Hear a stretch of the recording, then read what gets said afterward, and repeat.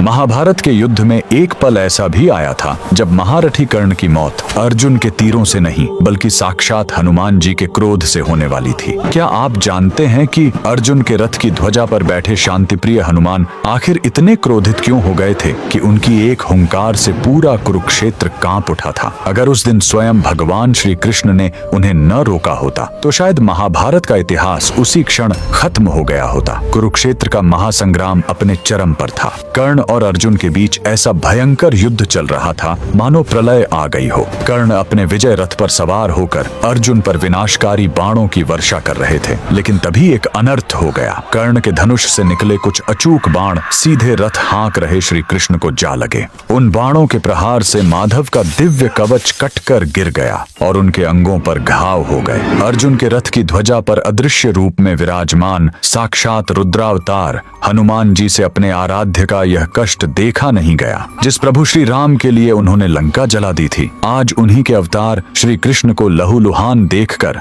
हनुमान जी का महाक्रोध ज्वालामुखी की तरह फट पड़ा। वे भयंकर गर्जना करते हुए अपना विराट रूप धारण करके कर्ण को मारने के लिए ध्वजा से उठ खड़े हुए। उनकी उस एक गगन भेदी गर्जना से कौरव तो क्या, स्वयं पांडव भी थर थर कांपने लगे। ऐसा लगा मानो आज पूरा ब्रह्मांड ही फट जाएगा। हनुमान जी का वो प्रलयंकारी रूप देखकर महारथी कर्ण के प्राण सूख गए। उनके हाथ से धनुष छूट गया और उनका सारथी भय से जम गया।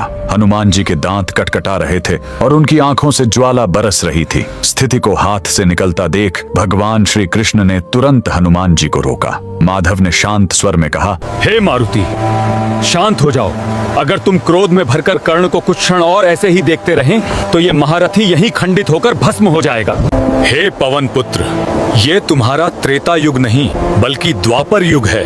यहाँ कोई भी तुम्हारे क्रोध तो क्या, तुम्हारे तेज का एक अंश भी सहन नहीं कर सकता। अपने आराध्य श्री कृष्ण के ये वचन सुनकर हनुमान जी का क्रोध शांत हुआ और उस दिन कर्ण को एक नया जीवन दान मिला। यह घटना इस बात का सबसे बड़ा प्रमाण है कि हनुमान जी की शक्ति के आगे ब्रह्मांड का कोई भी योद्धा टिक नहीं सकता। अगर आप भी बजरंगबली के इस सर्वशक्तिशाली स्वरूप को नमन करते हैं तो कमेंट्स में पूरे गर्व के साथ जय श्री राम जरूर लिखें।